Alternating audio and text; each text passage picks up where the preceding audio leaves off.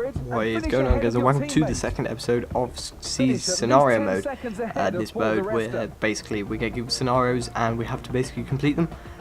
So in this one, for example, we managed to pick up a time penalty. It looks like the Williams driver has been awarded a 10-second penalty. This could spoil his plans for today. He's really going to have to pull out all the stops if he's to finish ahead of Paul di Resta.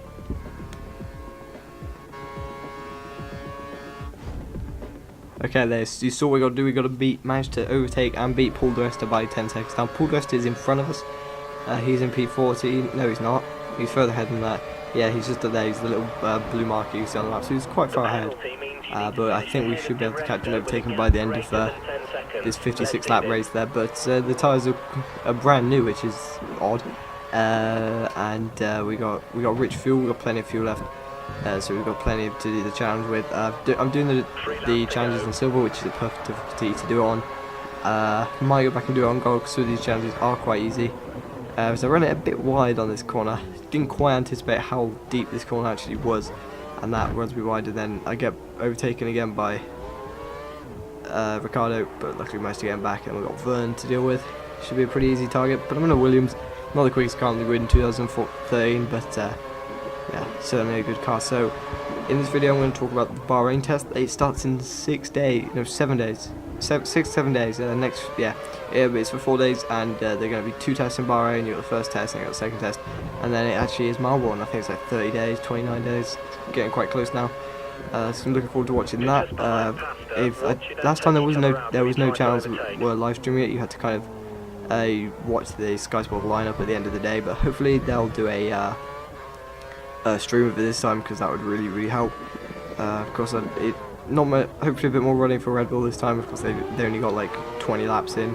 No, it was less than that. It was like 4. Yeah, it was about 4 laps in the whole weekend before there was a problem with the car.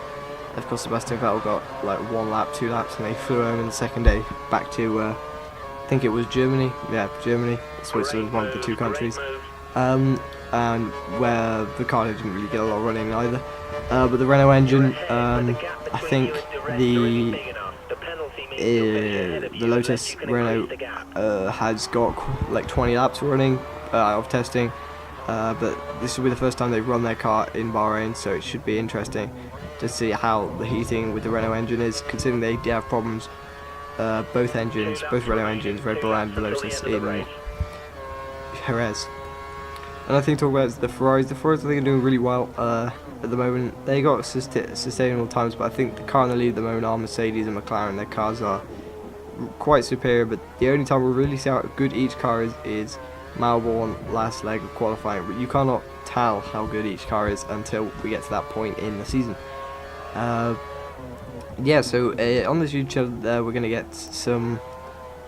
We got some Moi player coming up. We got a really interesting Moi player which I just raced earlier today. It was carnage, and somehow I got a time penalty. Again, they still haven't fixed the penalty system in this game, but hopefully they'll fix it for the next one. We'll see. Yeah, and I also want your opinions on whether or not whether or not F1 2014 will be on next gen, or they'll continue on normal gen on Xbox 360 and PS3. Hopefully they'll do that, because I have an Xbox 360. Don't really want to pay like the extra like £400 it is to upgrade to an Xbox One quite at the moment. There's quite a lot of money for the console. As you can see now on this game, we've already pulled out quite a big lead over di Resta already, the Scotsman, and we're already gaining on the cars in front. I think they are lap cars, if I'm right in saying, but we're not going to be able, might be able to get DRS on one of these. There you go, yeah, lap cars on P11 now, P18. Hopefully they won't let me overtake them, but yeah. I was trying to get a DRS down the main straight, but that clearly didn't happen. Yeah, so the channel is growing quite slowly, but it'll pick up again when the F1 starts. It's kind of been a bit of a dull period and not many people are interested in it, but people start searching for it once it's back on the TV, and hopefully more people start watching it when the season starts.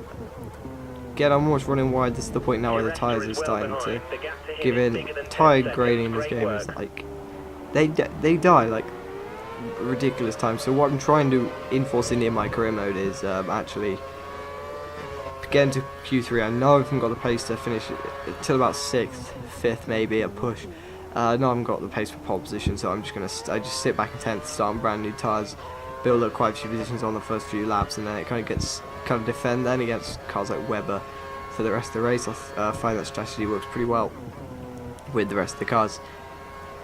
Right, so it's the final lap. We're pushing quite hard here. The tyres there, yeah, I didn't take a very good line through that corner.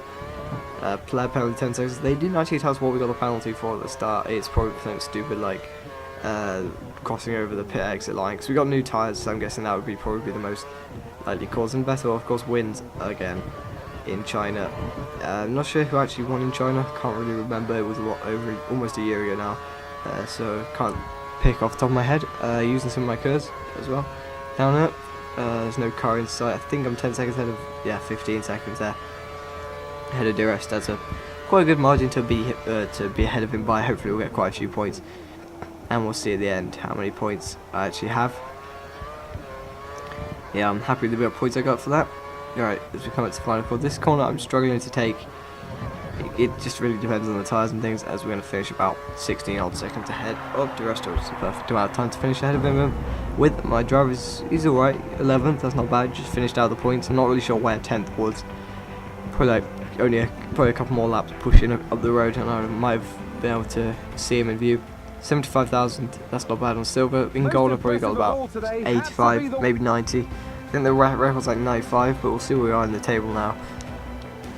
When we just watch this loading screen go past. I have no idea why it takes so long, but as you can see, the team are very happy with how I managed to finish 16 seconds ahead. Don't know where I got those 16 seconds from in that amount of laps, but we'll take it anyway. Speaking to a man with a broom. No idea why he has in the team, he's a sweeper. Yeah. So there'll be more of these scenarios coming in the coming days. There's loads of scenarios. We've got the classic ones, we've got standard ones. So yeah, it's going to take me a while to complete. They're also going to be a lot of fun to complete. And let's see where we're on the table. We are Finish at least 10 seconds ahead. 6,700. I'll see you guys next video. See ya.